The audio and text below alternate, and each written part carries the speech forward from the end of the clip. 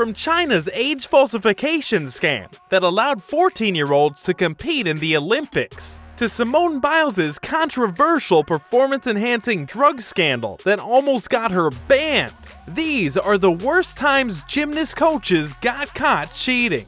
First, let's travel to the Sydney 2000 Olympics. China's women's team was looking in top form, but something about one contestant didn't quite look right. While everyone else there looked old enough to compete, one gymnast, Dongfeng Zhao, kinda looked like she was lost and looking for her mom. The coaches had said that she was 17 at the time of performing, but little Dong was actually only 14. I mean, talk about getting them started young. The judges at the competition quickly caught on to the coach's lies and disqualified the poor kid from the competition. So basically, she missed school for nothing.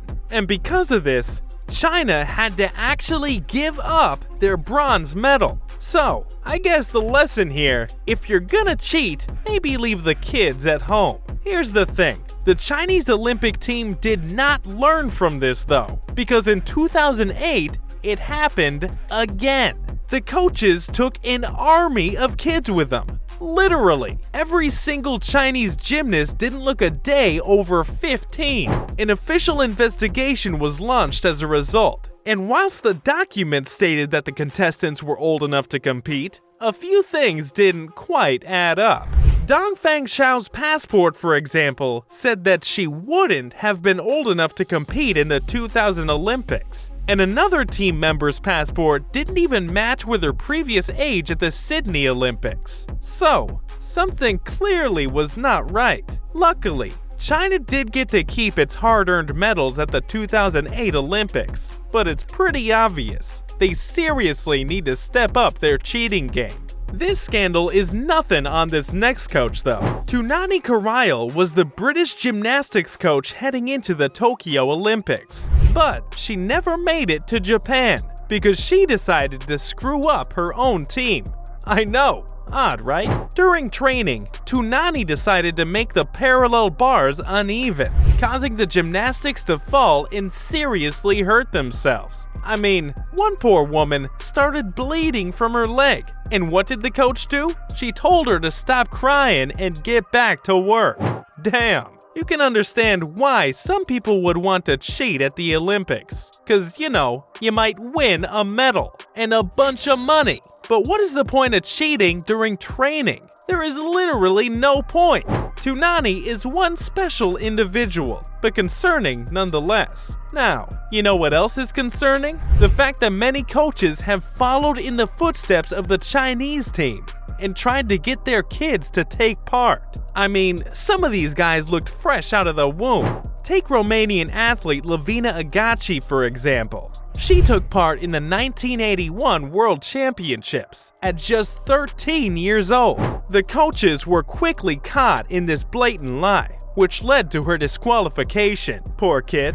But we also can't forget Hong Soo Jung, who is a Korean gymnast who had different ages in different years. In 2004, his birthday was in 1985, but in 2010, his birthday had suddenly changed to 1989. I mean, come on. If you're gonna cheat, be a bit smarter about it. This age falsification got the coaches a $20,000 fine, so their cheating really didn't work out. There was also another poor kid who got stripped of her titles in 2006. Char Young-har was found to have a false passport made by her coaches.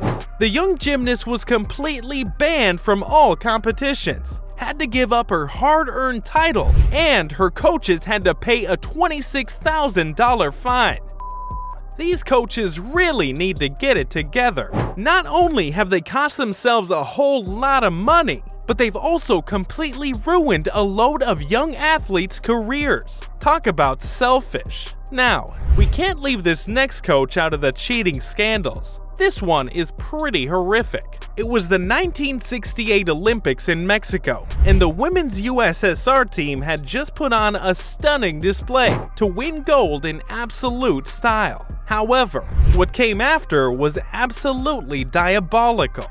One member of the team, Olga Kovalenko, said that their coach forced them to get pregnant and then to have an abortion so that their body would produce more red blood cells, which would help the athlete's performance.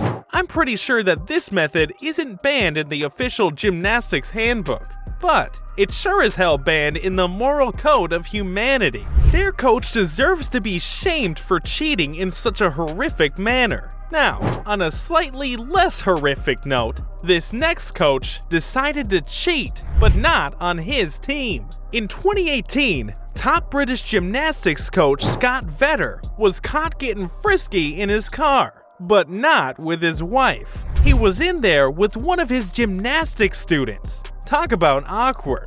Not only did this guy get a divorce, he also had to retire as a coach. Those 2 minutes really weren't worth it.